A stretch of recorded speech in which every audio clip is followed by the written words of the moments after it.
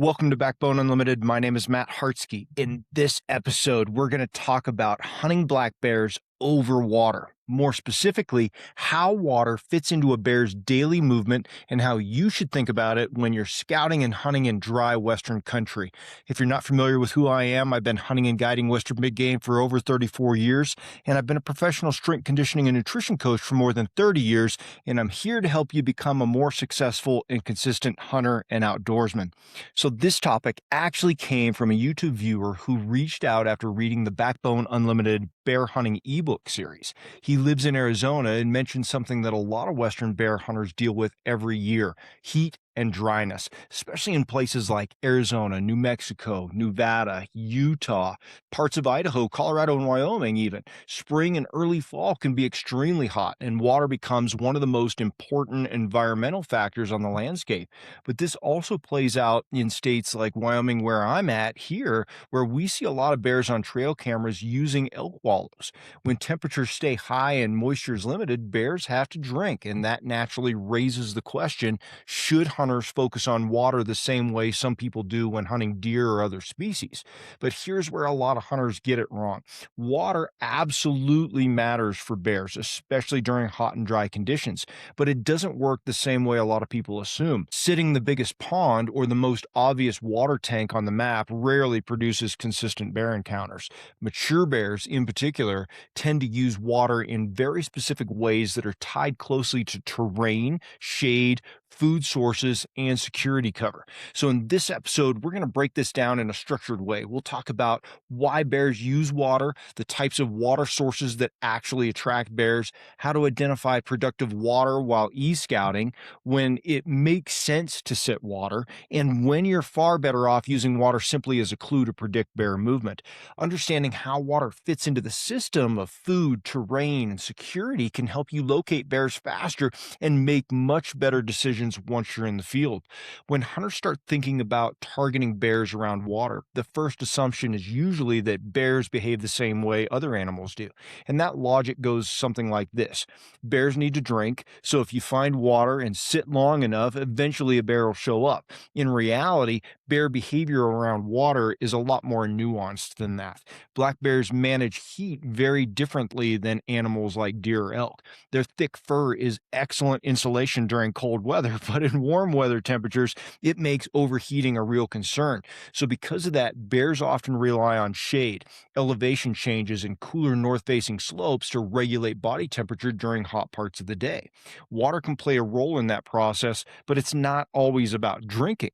Bears will often visit water sources just to cool down, walk through the shallow creeks, or simply spend time in shaded riparian areas where temperatures are noticeably lower. Daily hydration is certainly part of the equation for bears, especially during hot, dry periods, but water use is more closely tied to where bears are already feeding and bedding. A bear that spends most of its time feeding in oak brush or berry slopes, burns, or green vegetation will typically use whatever water is just naturally available inside that area. They rarely make long, dedicated trips across the landscape just to reach water. During drought years, however, things can change. When small springs and seeps dry up, the remaining water sources begin to concentrate wildlife activity. Bears, in particular, may start using fewer water locations more consistently simply because options become limited. The key thing to understand is this: water matters most when it exists inside a bear's normal movement route between feeding areas and security cover. When hunters start looking for water to target bears, they often focus on the biggest water sources they can find on the map, like large stock tanks or ponds or obvious reservoirs. Those places look promising because they're easy to see and easy to reach, but in reality, mature bears tend to use a very different kind of water. The three water sources that consistently produce bear activity across Western country, at least in my experience, are small springs, seeps and trickles, and shaded creek crossings or pools. Small springs are one of the most reliable water sources for bears because they often exist in secluded pockets of terrain. Springs commonly sit in north-facing timber at the head of small drainages or along benches where water slowly emerges from the ground. These areas typically stay cool and shaded throughout the day, and they often support lush vegetation. That combination of moisture, cover, and nearby feed all make springs very attractive to bears. Seeps and trickles function in a similar way. These are slow, damp areas where water barely moves across the ground but still keeps vegetation green. They might not even appear on a map, but they can create narrow strips of thick cover and fresh forage. Bears frequently travel through those areas while feeding, and they'll often drink there without ever exposing themselves in open terrain. The third type is shaded creek crossings and pools. In a lot of mountain drainages, creeks run through thick timber or steep canyon bottoms where sunlight rarely reaches the water. Bears commonly travel those shaded corridors, and they'll pause there at quiet pools or bends in the creek to drink and cool off. The key pattern behind all three of these water sources is that they provide shade, security, and proximity to food. Bears prefer water that allows them to remain hidden and comfortable while moving through feeding areas. That's also why large open water tanks or exposed stock ponds often produce fewer mature bears. While bears might still exist and they might still visit those occasionally, those locations usually lack security cover and force the animal into open ground where they're more vulnerable. And mature bears tend to avoid that kind of exposure whenever possible. If you're serious about becoming a consistent Western black bear hunter, I've built something for you. The Bear Hunting ebook series is a complete progressive education system, 7 volumes that take you from mindset to execution. We start with foundations of reality, breaking down the myths and mental mistakes that ruin seasons before they begin. Then we move into bear behavior and movement, so you understand how bears actually live, travel, feed, and use wind. From there, we dive into spring bear hunting and fall bear hunting, green up, food shifts, pressure, and why bears seem to disappear overnight. Volume 5 teaches you how to read terrain, aspect, ridges, benches, and edge habitat like a professional. Volume 6 sharpens your glassing and scouting so you stop missing bears in plain sight. And Volume 7, that's execution, spot and stalk strategy, wind control, closing distance, and finishing the encounter. Buy each volume individually or bundle them all to save 60% off at backboneunlimited.com. When you start e-scouting for bears, one of the biggest mistakes hunters make is searching for water first and bear habitat second. And that approach usually leads people to obvious ponds, tanks, or large water features that are just easy to spot on a map, but they often sit outside the kind of actual terrain where bears spend their time. A much better approach is to start by identifying bear habitat and then look for water that exists inside the system. Topographic maps are one of the best tools for it. On a topo map, water movement is usually tied to drainage structure. Anywhere you see contour lines forming narrow draws or multiple small drainages all converging together, there's a strong chance that moisture is present there. Those areas often hold small creeks or springs or seeps that might not even be labeled on a map, but still create dependable water sources. Satellite imagery adds another layer of detail. When you zoom in on aerial imagery, look for darker vegetation along drainage bottoms or strips of green cutting through otherwise dry terrain.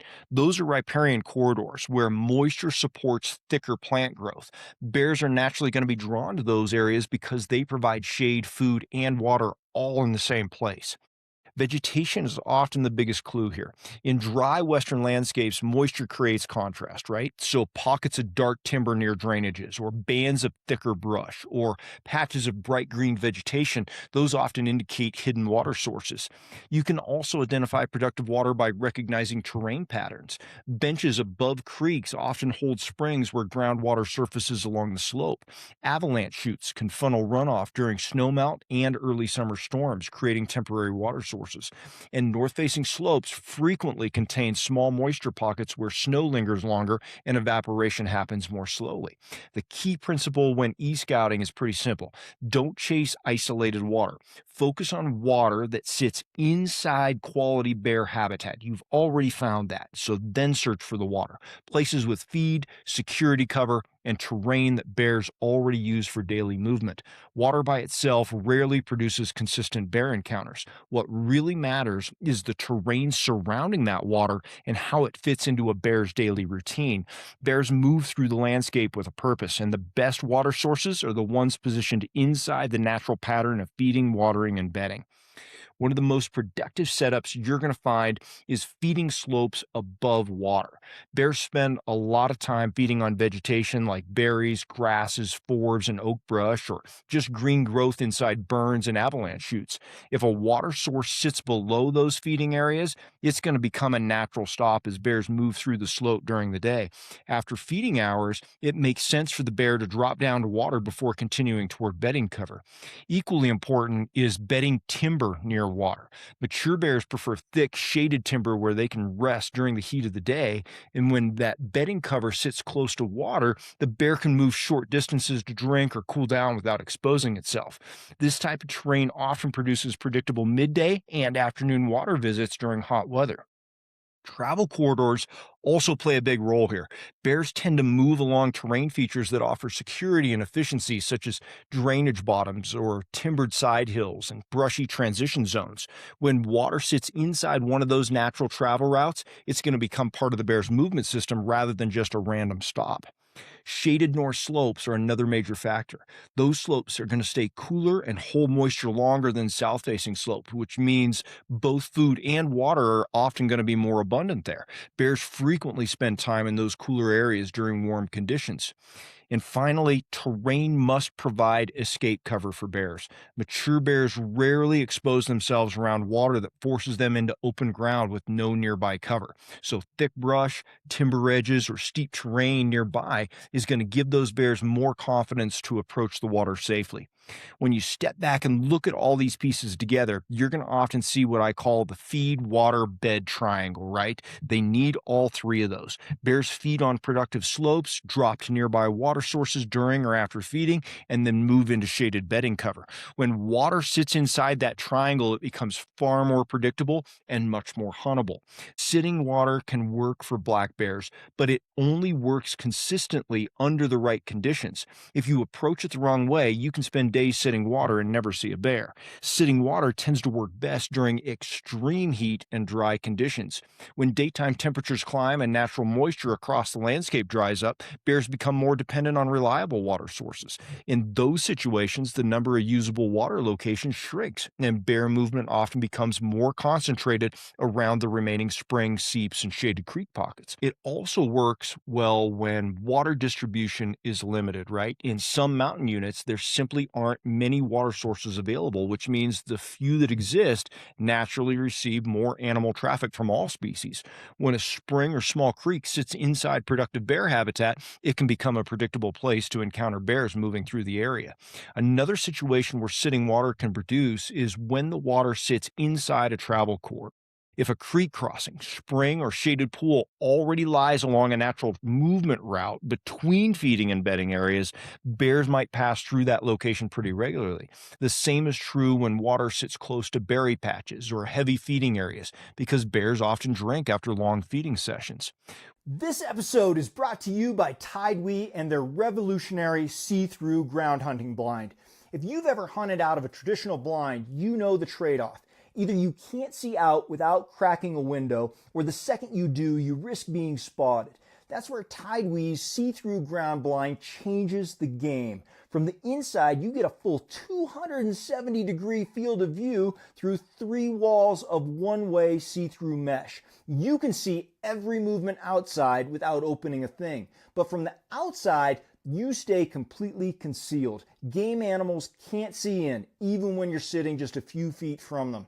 This blind is fast and simple to use. The pop-up hub system lets you set up or take down in just a couple minutes. Noise-free sliding windows give you multiple shot options without spooking animals. Brush-in loops let you blend it into your surroundings, and the open bottom design makes it easy to stay quiet and comfortable. You can choose between 2 sizes, the 2 to 3 person or the larger 3 to 4 person version like the one I'm using here.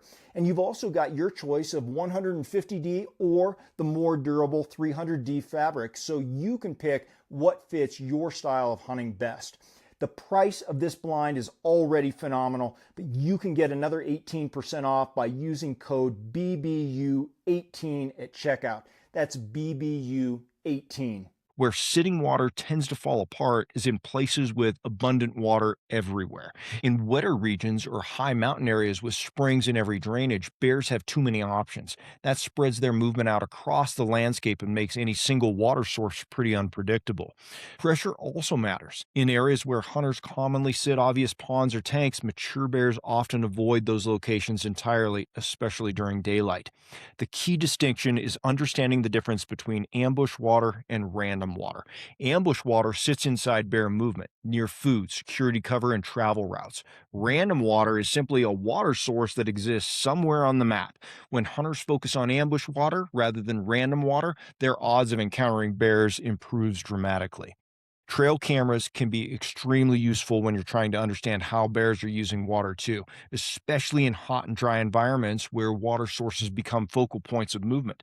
A camera doesn't just confirm that bears are in the area, it can reveal patterns that are very difficult to see otherwise.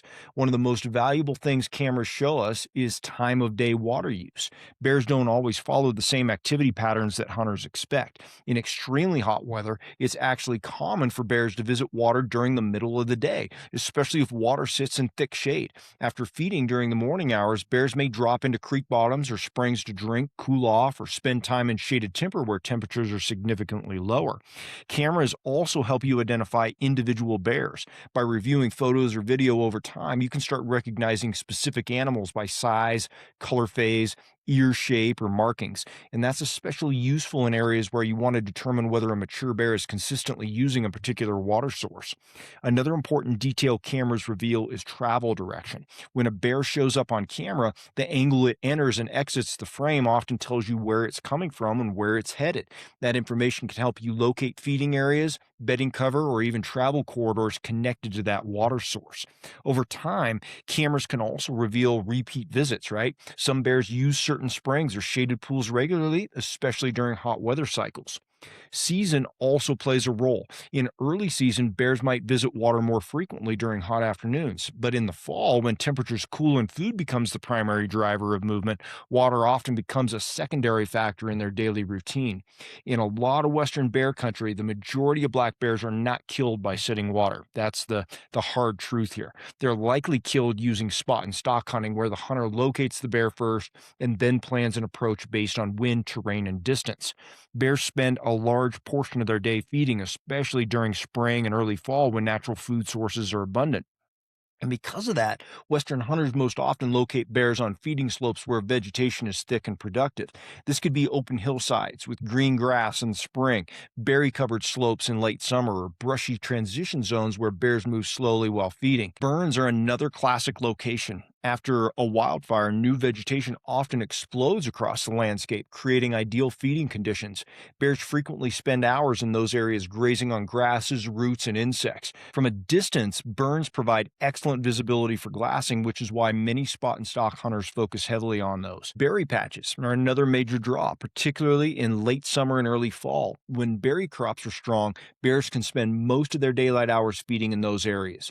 Avalanche shoots can also be productive because they often hold lush vegetation and create long, open feeding lanes where bears are easier to spot from across the basin. In lower elevations and desert edge habitats, oak brush slopes can serve a similar purpose. Those areas produce acorns and other forage that bears rely on heavily during certain times of the year. So, where does water fit into all of that information? Well, water is usually not the primary place you hunt bears in those situations. It's part of the system that explains where bears go after feeding. After spending hours on feeding slopes, bears often move towards shaded drainages like creek bottoms or small springs to drink and cool down before bedding. In that sense, water becomes a tool for predicting movement, not necessarily the place you spend all day sitting and waiting.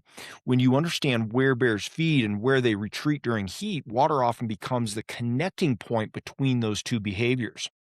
One of the biggest mistakes I see a lot of hunters make when targeting bears around water is assuming that the largest or most obvious water source must be the best one to hunt. So again, it's easy to look at a map, find the biggest pond, tank, or reservoir in the area, and assume every animal in the unit eventually comes there. But in reality, mature bears often avoid those locations entirely, especially if they're exposed or receive regular human activity. Another common mistake I see is ignoring shade and cover. Bears are extremely secure security-oriented animals. They prefer water sources that allow them to remain hidden while they approach, drink, and leave the area.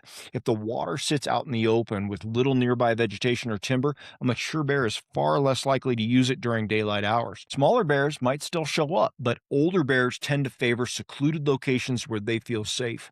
Hunters also frequently ignore nearby food sources when evaluating water. Water alone doesn't usually drive bear movement. Bears spend the majority of their time feeding, and their travel patterns revolve around where food is available. If a water source is far away from productive feeding areas, such as berry patches, oak brush slopes, burns, or green spring vegetation, it might see very little consistent bear traffic. Exposure is another major issue here, right? We've talked about this a couple of times. Sitting water that's too open or too visible often leads to long, unproductive sits because mature bears simply avoid those locations in daylight. They might still visit them after dark, but that doesn't help much for most hunters.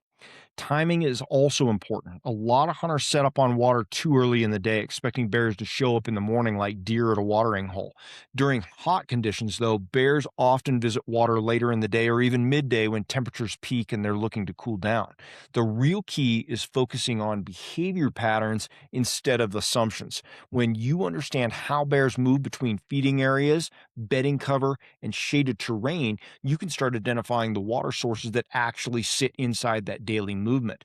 When I'm hunting black bears over water, it's part of the equation, but it's never the starting point. My approach is always to begin with the factor that drives the majority of bear movement, and that's food. Bears spend most of their active time feeding, so the first thing I want to identify on a map or on the ground is where the best food sources are located. That could be spring greenup, or berry slopes, or burns with fresh vegetation, oak brush producing acorns, or any area where bears can feed consistently. Once I've identified feeding areas, the next step is locating bedding security nearby. Mature bears typically bed in thick, shaded cover where they can avoid heat and pressure during the day. North facing timber, heavy brush pockets, and secluded benches often provide that kind of bedding environment. If a feeding area sits close to that type of bedding cover, that area immediately becomes more interesting to me. From there, I start looking for water that exists inside the travel routes between those two locations. Instead of asking, where is the biggest water source? I'm asking, where would a bear naturally cross water as it moves between feed and bed, like springs, shaded creek crossings, or small seeps along those routes that can become predictable points where bears stop briefly during their daily movement. After identifying those pieces, I spend a lot of time glassing feeding slopes. That's where bears are most visible and easiest to locate. Watching those slopes helps reveal how bears are actually using the terrain and where they disappear once the sun gets higher or the temperature increases. And that's where water becomes extremely useful. When a bear feeds for several hours and then drops off a slope into a shaded drainage, there's often water somewhere along that transition. Understanding those water locations helps you predict where bears go during the heat of the day, which can make your spot and stock strategy much more effective. When you step back and look at how bears actually move across the landscape, one thing becomes really clear. Food drives the system first. Bears spend most of their active time feeding, and their daily movement patterns revolve around where the best forage exists during that time of year. Water absolutely matters, especially during periods of extreme heat and drought, but it works as a supporting factor rather than the primary driver. When temperatures climb and moisture across the landscape begins to disappear, the remaining water sources become more important, and wildlife activity often concentrates around those. The key is recognizing that the most productive water sources are usually the ones that remain hidden, shaded, and positioned close to feeding areas where bears already spend their time. Small springs, seeps, shaded creek bottoms, have you heard it enough? And those quiet pools inside thick cover are far more valuable than large, exposed ponds sitting out in the open. When hunters focus on water that sits inside feeding areas, travel routes, and bedding cover, it becomes a useful tool for predicting movement rather than just a random place to sit and hope that something shows up. In the end, success comes from structured thinking, understanding how terrain, food, and security cover and water all fit together instead of relying on obvious water sources and long unproductive sits. If you want to go deeper into western black bear movement, pressure patterns, terrain positioning, and structured decision making, that's exactly why I built the Black Bear Hunting series of ebooks. It's a progressive system designed to help you understand how black bears actually use country and how to position yourself accordingly. I have a link to those ebooks in the description. If you want ongoing access to the Team Backbone community, classroom, my full digital content of black bear resources, private discussions, and direct communication to me for planning, you can join Team Backbone at backboneunlimited.com underneath our membership tab. Everything we talk about here is connected. Preparation is not a single video, it's a system. Thanks for being here. I appreciate all of you. Until next time, train harder, hunt smarter, and never settle.